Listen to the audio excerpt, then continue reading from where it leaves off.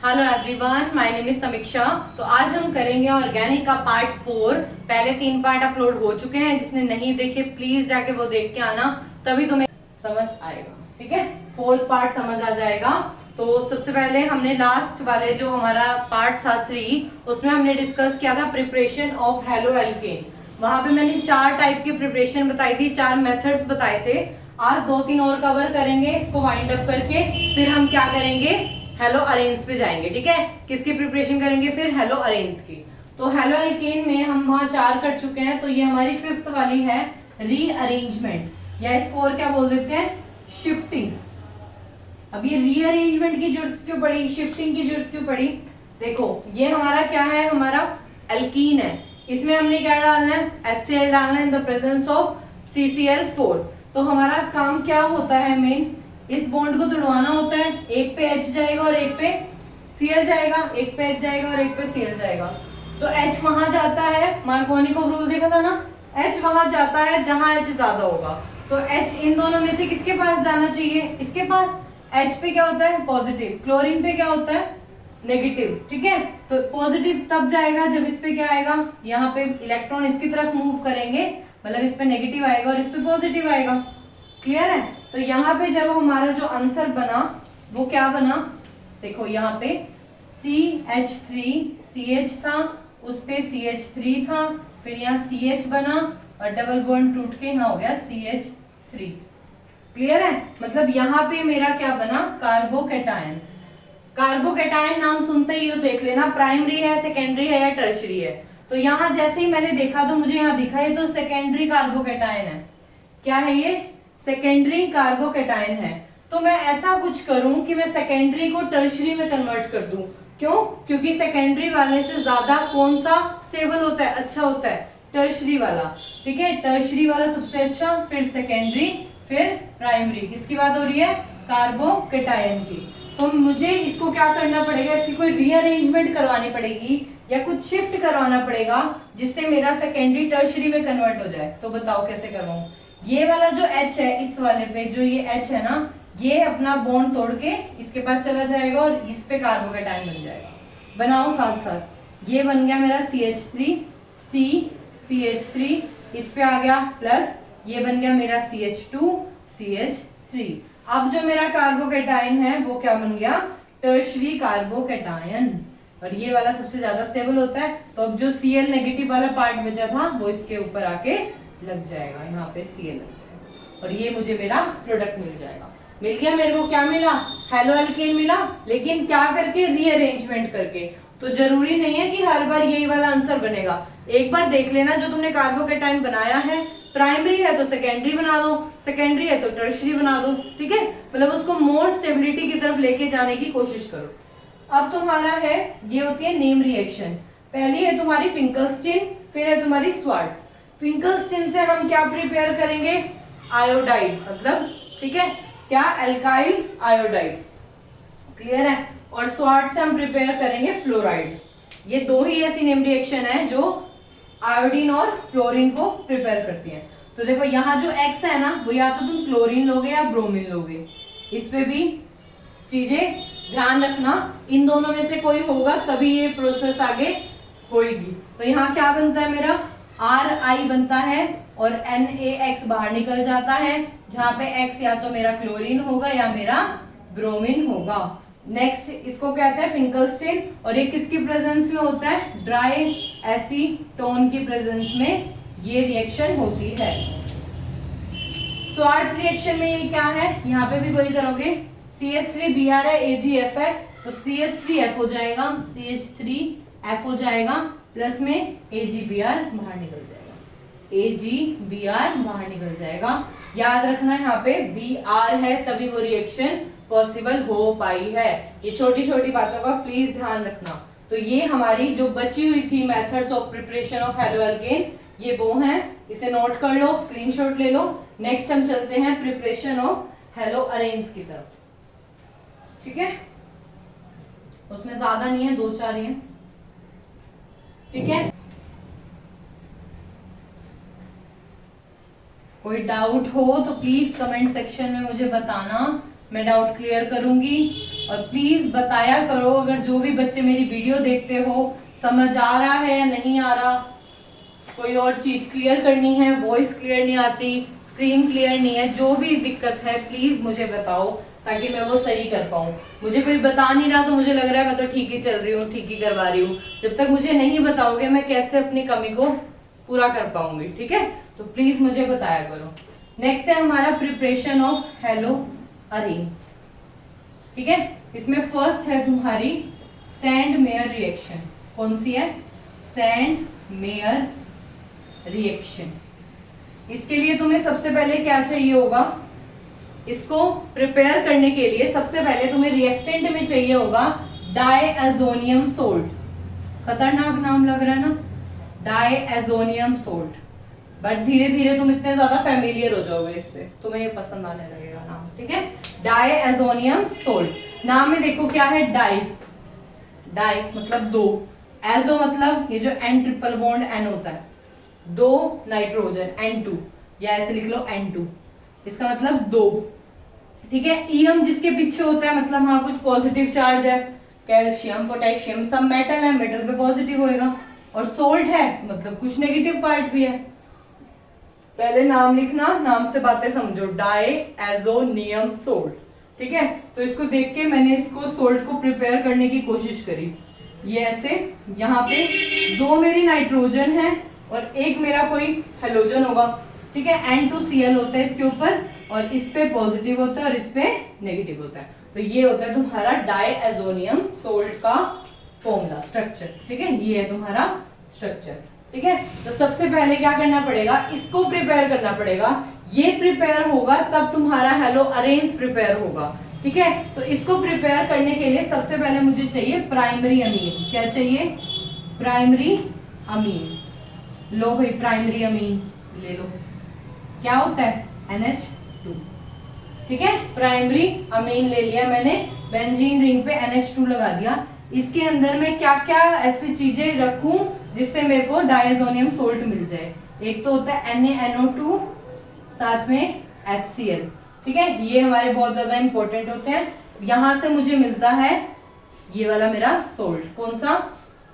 लिखो N2Cl, इस पे पॉजिटिव और इस पे नेगेटिव, ये हो जाता है यहाँ पे, ठीक है? पहले से ये बनाना है, फिर इसमें ऐसा क्या मैं डालूं कि मेरा हेलो अरेंज तैयार हो? NO2, ठीक है? ये तीन चीजें डलेंगी, यहां से प्राइमरी अमीन से मेरा डायएजोनियम सोल्ट बन जाएगा। इसके बाद अगर मैं इसमें CuCl डालती हूं तो मेरा क्या मिलेगा? बताओ क्या मिलेगा? क्लोरोबेंजीन। क्या मिलेगा? क्लोरोबेंजीन, और ये जो N2 है वो गैस बन के बाहर निकल जाएगी। अगर मैं इसमें डालती हूँ CuBr, कॉपर ब्रोमाइड, तो मुझे मिल जाएगा ब्रोमोबेंजीन, ठीक है? यहाँ पे भी क्या निकल जाएगा? N2 बाहर निकल जाएगा, ठीक है? तो ध्यान रखना जब कॉपर और मतलब क्लोरीन और ब्रोमीन होंगे तभी ये सैंडमेयर रिएक्शन कहलाएगी। क्लोरीन और ब्रोमीन के केस में ही सिर्फ ये सैंडमेयर कहलाएगी। अगर मुझे इसमें से आयोडोबेंजीन बनाना हो, या फिर दूसरा क्या बच गया बताओ? फ्लोरोबेंजीन। अगर वो दोनों बनाने हो तो वो बन जाएंगे नो डाउट, लेकिन वो सैंडमेयर नहीं कहलाएंगे। जब भी तुम्हारा सैंडमेयर का नाम होएगा तो तुम सिर्फ क्लोरीन और ब्रोमीन, क्लोरोबेंजीन और ब्रोमोबेंजीन ही प्रिपेयर करोगे, ठीक है? तो देखो इससे तुम जब इसमें Ki पोटेशियम आयोडाइड डालोगे और इसे हीट करोगे तब तुम्हारा क्या तैयार होएगा बताओ? आयोडीन डाला ना, तो आइडोबेंजीन, प्लस में N2 गैस रिलीज, क्या बचा? फ्लोरोबेंजीन। उसके लिए क्या डालना पड़ेगा? यहाँ देख लो HBF4। क्या डालना पड़ेगा? HBF4, साथ में हीट, तो अब तुम्हारा प्रिपेयर हो गया फ्लोरोबेंजीन, साथ में N2 गैस। ध्यान रखना मैंने कहा जब सैंडवेयर की बात होगी तो सिर्फ क्लोरीन और ब्रोमीन ही काउंट होंगे, लेकिन बना तुम इससे चारों तरीके से बेंजीन सकते हो, आयोडीन, फ्लोरीन, क्लोरीन, ब्रोमीन, चारों, ठीक है? लेकिन क्लोरीन और ब्रोमीन वाला ही सिर्फ तुम्हारा मेन सैंडमेयर रिएक्शन देता है, वो दोनों नहीं देते, ठीक है? ये दोनों सैंडमेयर नहीं देते। ऐसे करके हल्का सा कट कर लेना ताकि तुम्हें याद रहे। तो क्लियर है हमारी सैंडमेयर रिएक्शन, ठीक है? नेक्स्ट इसकी सेकंड रिएक्शन हम करते हैं। नेक्स्ट है तुम्हारी हंस डीकर रिएक्शन। नेक्स्ट क्या है तुम्हारी प्रिपरेशन ऑफ हेलोअरेन्स में? हंस डीकर रिएक्शन। इसके लिए तुम्हारा मोस्ट इंपोर्टेंट क्या चाहिए होगा जिससे ये बनेगी? Fatty acids of silver. Fatty acids of silver. तो यहाँ पे बेंजीन रिंग पे ऊपर COOAG, सिल्वर का एसिड। अब ये कहां से आया है अगर ये जानना है तो ये अलग से एक बना लो, ऐसे करो, इस पे लगाओ COOH, साथ में ले लो AgOH, ठीक है। इसका OH और ये H वाटर बना के बाहर निकल जाएंगे और हमारा यही बन जाएगा। क्लियर है? ये यहां से आया, अगर किसी को जानने की इच्छा हो रही हो तो कहां से आया। फिर उसके बाद हमने क्या डाला इसमें? ब्रोमीन, CCl4 और हीट दे दी, तो हमारा क्या बन गया यहाँ पे? इस पे Br आके लग गया, ब्रोमोबेंजीन हमें मिल गया, साथ में CO2 गैस रिलीज होगी, ये जो CO2 है, साथ में AgBr। Ag को तो Br मिल जाए वो तो खुश, ठीक है। AgBr बाहर निकल गया। अगर मैं इसी सिमिलर रिएक्शन में आयोडीन डालती हूँ, ठीक है, क्या डालती हूँ? आयोडीन डालती हूँ, तो मेरा बेंजीन रिंग पे ऐसे कुछ आयोडीन बन जाए? बिल्कुल भी पॉसिबल नहीं है। इस रिएक्शन में जब तुम आयोडीन डालते हो तो तुम्हारा एस्टर बन जाता है। क्या बन जाता है? एस्टर, RCOOR, मतलब यही ग्रुप दो बार, यहाँ पे ये 2 हो जाएगा, ट्वाइस टाइम एस्टर बना देगा, ठीक है। इसका ध्यान रखना कि ये सिर्फ जो हमने हंस जी का रिएक्शन करी है उसमें क्या प्रिपेयर हो रहा है? सिर्फ ब्रोमोबेंजीन। आयोडीन डालने की कोशिश करी, वो उसने एस्टर बना दिया, ठीक है, वो वाली रिएक्शन नहीं हुई। यहां तक क्लियर है? लिख लिया ये?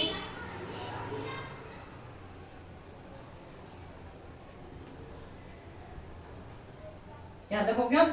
नेक्स्ट हमारा है, थर्ड कर रहे हैं ना हमें। नेक्स्ट हमारा है क्या? Direct halogenation. क्या नाम है इसका? Direct halogenation. मतलब डायरेक्ट हेलोजन अगर मुझे लगाने हो तो कैसे लगेंगे? तो सबसे पहले एक बेंजीन रिंग बना दी, इसमें मुझे क्लोरीन ऐड करवाना है। यहाँ पे in the presence of FeCl2, और यहाँ पे डार्क होना चाहिए, साथ में कोल्ड होना चाहिए, टेम्परेचर बहुत ज्यादा लो होना चाहिए। तो यहाँ पे मेरा क्या हो जाएगा? डायरेक्ट क्लोरीन आगे लग जाएगा, ठीक है, डायरेक्ट क्लोरीन आगे लग जाएगा और एक HCl बाहर निकल जाएगा, ये काम होएगा। लेकिन अगर मेरा ये बेंजीन ना होके टोलीन है, मतलब ऊपर CH3 है, और अब मैं इसमें Cl2 ऐड कर रही हूँ, तो यहाँ पे तो देखो मेरा पहले से ही प्रेजेंस है, ठीक है। यहाँ पे नया कंसेप्ट आता है ऑर्थो मेटा पैरा का। किसका? ऑर्थो मेटा पैरा का। ये तुम्हारा बेंजीन रिंग होता है। अगर यहाँ पे कोई ग्रुप प्रेजेंट होता है तो इसके रिस्पेक्ट में ये वाली पोजीशन ऑर्थो, इसके रिस्पेक्ट में ये वाली पोजीशन मेटा, इसके रिस्पेक्ट में ये वाली पोजीशन पैरा, फिर इसके रिस्पेक्ट में ये दोबारा मेटा और ये ऑर्थो। क्या नाम होता है इसका? Ortho Meta para. क्या नाम होता है? ऑर्थो मेटा पैरा, ठीक है। पैरा बिल्कुल इसके सिमेट्रिकल, मेटा फोर्थ, देखो ये अगर फर्स्ट है तो ये सेकंड, ये थर्ड, ये फोर्थ, ये फिफ्थ और ये सिक्स्थ, ऐसे। तो 1 2 ऑर्थो पोजीशन, 1 3 मेटा, 1 4 पैरा। तो जब कोई यहाँ मेरा पहले से ग्रुप है और फिर मुझे क्लोरीन ऐड करना है तो ये हमारे 2 प्रोडक्ट देता है, ठीक है। कौन कौन से? एक ऑर्थो और एक पैरा। क्या देता है? एक ऑर्थो और एक पैरा। ये 2 प्रोडक्ट हमें मिलते हैं जब मेरा पहले से ही वहां कोई ग्रुप प्रेजेंट हो और मैं उसमें डायरेक्ट हेलोजिनेशन करवा रही हूँ। सिंपल बेंजीन है तो एक जगह जाके क्लोरोबेंजीन बन जाएगा, लेकिन वहां पे तो प्रेजेंट है जब मुझे क्लोरीन लगाना है, तो उसके रिस्पेक्ट में ऑर्थो पोजीशन और उसके रिस्पेक्ट में पैरा पोजीशन पे मुझे क्लोरीन लगा मिलेगा। यहाँ तक क्लियर है? डन। इसके बाद ठीक है, ये होता है मेरा डायरेक्ट हेलोजिनेशन, ठीक है। एक हमारा इनडायरेक्ट, यहां तक क्लियर है? ये ऑर्थो मेटा पैरा।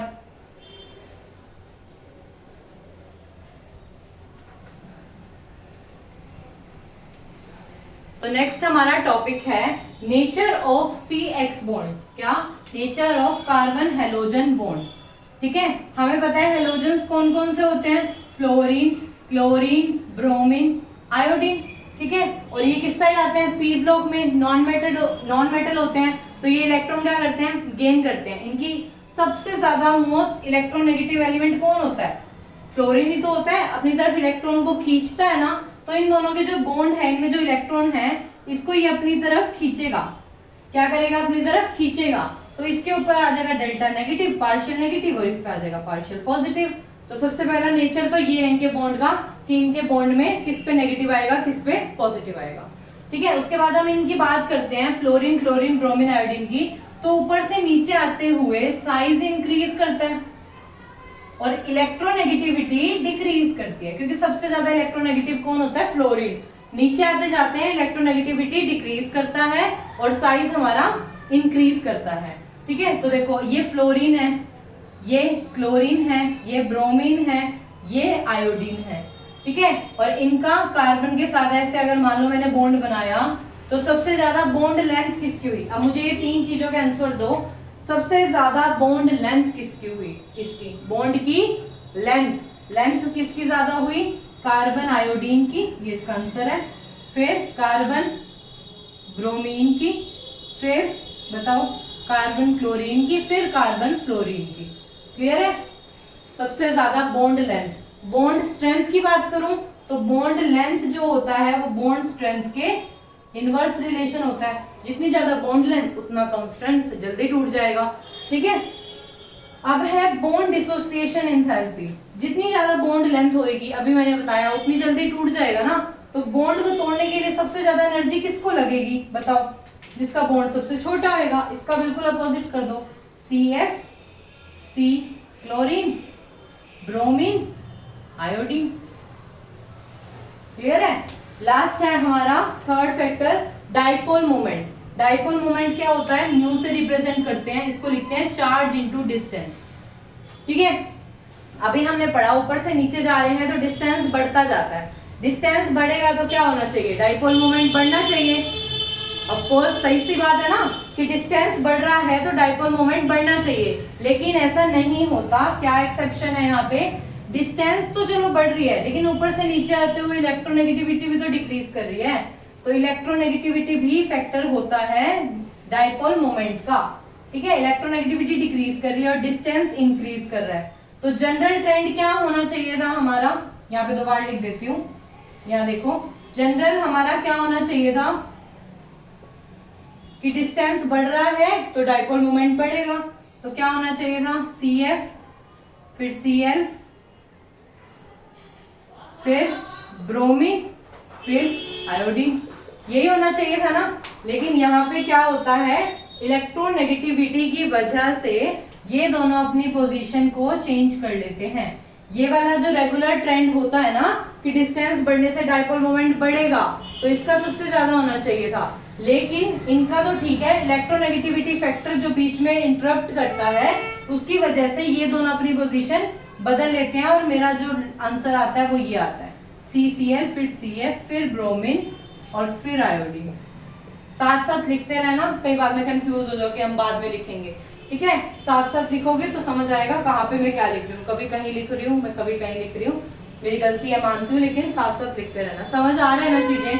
ये तीन फैक्टर हमने बात करी। बॉन्ड लेंथ के लिए ये है, बॉन्ड डिसोसिएशन के लिए इसका उल्टा हो जाएगा, इस बात से कि बॉन्ड लेंथ और बॉन्ड स्ट्रेंथ आपस में एक दूसरे के इनवर्स होते हैं। फिर डाइपोल मोमेंट का फॉर्मूला देखा, उसमें डिस्टेंस भी फैक्टर था और इलेक्ट्रोनेगेटिविटी भी फैक्टर होता है। एक बढ़ा रहा है, एक घटा रहा है, तो उस वजह से जो पहले दो हैं उनका जगह चेंज हो जाएगी। फ्लोरीन क्लोरीन था, क्लोरीन फ्लोरीन हो जाएगा। ठीक है। ये था हमारा नेचर ऑफ कार्बन हेलोजन का बॉन्ड। यहाँ तक क्लियर है। तो हमारा नेक्स्ट टॉपिक है हमारा फिजिकल प्रॉपर्टी। ठीक है। Physical properties of halo alkane and hello arenes. तो हमारा नेक्स्ट टॉपिक है फिजिकल प्रॉपर्टीज। जो हेलो एल्केन है और हेलो अरेन्स है, इनकी फिजिकल प्रॉपर्टी कैसे है, इनकी स्मेल, इनका कलर, इनका मेल्टिंग पॉइंट, बॉइलिंग पॉइंट, इन सब के बारे में देखते हैं लाइन वाइज। फर्स्ट है हमारा स्टेट। ठीक है। स्टेट में अगर मैं बात करूं हेलो एल्केन्स की, ठीक है, तो जो लोअर हेलो एल्केन गैसीय स्टेट में होते हैं, और अगर मैं हायर की बात करूं तो वो फिर लिक्विड से सॉलिड बनते जाते हैं। जबकि हेलो अरेन्स जो होते हैं वो सिर्फ लिक्विड और सॉलिड में होते हैं, गैस में तो होते ही नहीं है। हेलो अरेन्स गैस फॉर्मेट में नहीं होते हैं। ये थी इनकी स्टेट की बात। सेकंड है इनका कलर कैसा होता है। तो mostly all halo alkanes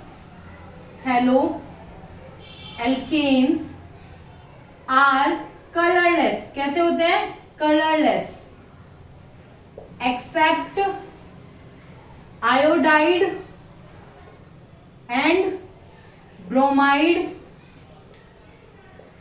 shows color in presence of light, in presence of light। Clear है? जितने भी हेलो एल्केन्स हैं वो कलरलेस होते हैं। आयोडाइड और ब्रोमाइड अगर वहां पे है तो वो कलर हल्का सा शो करेंगे जब वो लाइट के प्रेजेंस में होंगे। तो ये बात थी हमारी कलर की। स्मेल की बात करें तो जितने भी हमारे हेलो अरेन्स होते हैं वो स्वीट स्मेल के होते हैं, स्वीट स्मेल के होते हैं। ठीक है, तो स्मेल में बस इतना ही लिखेंगे। अब बात अगर आती है मेल्टिंग पॉइंट की, तो मेल्टिंग कब होएगा? जब सॉलिड से लिक्विड बन रहा होगा, है ना। मेल्टिंग पॉइंट की बात करें तो यहाँ पे है ना सिमेट्री फैक्टर यूज होता है। सिमेट्री, जो जितना ज्यादा सिमेट्री स्ट्रक्चर का होगा ना उसे मेल्ट करने में उतना ही ज्यादा जोर आएगा। सॉलिड होएगा ऑब्वियसली, अगर वो सिमेट्रिकल क्रिस्टल टाइप स्ट्रक्चर हुआ तो। अगर मैं बात करती हूँ इनकी बेंजीन रिंग में, अरेन्स में ऑर्थो मेटा पैरा की, ऑर्थो मेटा पैरा का, तो सबसे सिमेट्रिकल हमारा कौन सा होएगा? Para position. इसीलिए इसका मेल्टिंग पॉइंट सबसे हाई होता है, फिर ऑर्थो, फिर मेटा। इसको पॉम से याद कर सकते हो, पॉम। के बाद हमारा बॉइलिंग पॉइंट। बॉइलिंग पॉइंट में क्या देखते हैं हम? जिसका जितना ज्यादा मॉलिक्यूलर मास हो, जिसका जितना ज्यादा मॉलिक्यूलर मास हो उसका उतना ज्यादा बॉइलिंग पॉइंट, और जितनी ज्यादा ब्रांचिंग हो, ठीक है, ब्रांचिंग के इनवर्स होएगा, जितनी ज्यादा ब्रांचिंग उतना कम उसका बॉइलिंग पॉइंट, उल्टा। ठीक है, जितनी ज्यादा ब्रांचिंग उतना कम बॉइलिंग पॉइंट, जितनी लेस ब्रांचिंग उतना ज्यादा बॉइलिंग पॉइंट। ठीक है, तो ये बहुत अच्छे से याद रखना। अगर मैं इसमें ऑर्थो मेटा पैरा की बात करूं तो इसका होएगा ऑर्थो का, फिर पैरा का, फिर मेटा का। ठीक है, ये तुम याद कर सकते हो। जैसे ओपीजेएमएस, जो हिसार के बच्चे होंगे उन्होंने स्कूल का नाम तो सुना होगा ना, तो ओपीजेएमएस, एम बाद में आता ना, तो ये उससे और ये पॉम से याद कर सकते हो। ठीक है, तो melting point, boiling point. Next last हमारा है सोल्यूबिलिटी। सोल्यूबिलिटी फैक्टर कैसे डिपेंड करता है, मतलब हमने देखना है कि सोल्यूबल है या नहीं। तो जो हमारे हेलो एल्केन्स होते हैं, आरएक्स होते हैं, जिसपे ये नेगेटिव होता है, ये पॉजिटिव होता है, तो देखो ये पोलर नेचर के है ना, तो इनको वाटर में डिसॉल्व हो जाना चाहिए। लाइक डिसॉल्व लाइक फैक्टर पड़ा है ना, इसमें इनको वाटर के अंदर डिसॉल्व हो जाना चाहिए, लेकिन ये वाटर में डिसॉल्व नहीं होते। ठीक है, नहीं होते। रीजन क्या है? रीजन क्या दोगे? रीजन में क्या दोगे? वाटर के अंदर क्या होती है? हाइड्रोजन बॉन्डिंग, हाइड्रोजन बॉन्डिंग होती है वाटर में। और ये वाले जो हेलो एल्केन्स होते हैं ना, ये बहुत लो एनर्जी के होते हैं, तो इनके पास इतनी एनर्जी नहीं होती कि इनके हाइड्रोजन बॉन्डिंग को तोड़े और खुद उसमें सोल्यूबल हो जाए। ठीक है, तो उसके लिए ये क्या करते हैं, किसमें डिसॉल्व होते हैं? फिर नॉन पोलर सॉल्वेंट में। किसमें डिसॉल्व होते हैं ये? नॉन पोलर सॉल्वेंट्स में, लाइक CCl4, ठीक है, बेंजीन, इनके अंदर ये ज्यादा डिसॉल्व होना प्रेफर करते हैं। ठीक है, ध्यान रखना। तुम देखोगे इसके ऊपर तो पोल्स हैं, क्रिएट हो रहे हैं, तो वाटर तो इसमें इजीली सोल्यूबल हो जाएगा, लेकिन ऐसा नहीं है। वाटर के अंदर जो हाइड्रोजन बॉन्डिंग होती है वो इनकी लो एनर्जी की वजह से टूट नहीं पाती, टूटेगा नहीं तो डिसॉल्व नहीं होएगा, इसीलिए ये नॉन पोलर के अंदर सोल्यूबल होते हैं। क्लियर है यहाँ तक? तो ये थे तुम्हारी सारी फिजिकल प्रॉपर्टी। एक इसमें तुम और ऐड कर सकते हो डाइपोल मोमेंट, जो मैंने पहले सारी बातें बताई है ना डाइपोल मोमेंट की, वो जो ट्रेंड चेंज हो जाता है। ठीक है, क्या होता है? क्लोरीन हो जाता है, फिर फ्लोरीन, फिर ब्रोमीन और फिर आयोडीन, ऐसे हो जाता है ना वो। ठीक है, तो वो फैक्टर भी इसमें तुम फिजिकल प्रॉपर्टी में बता सकते हो। तो ये था हमारा आज का लेक्चर। पार्ट 4 यहाँ पे कंप्लीट होता है। नेक्स्ट जो भी बातें आगे की रह गई हैं वो नेक्स्ट पार्ट्स में कंप्लीट करेंगे। ठीक है, थोड़ा थोड़ा करके पढ़ा रही हूँ, थोड़ा थोड़ा ही साथ साथ करते रहो तो इजी होगा।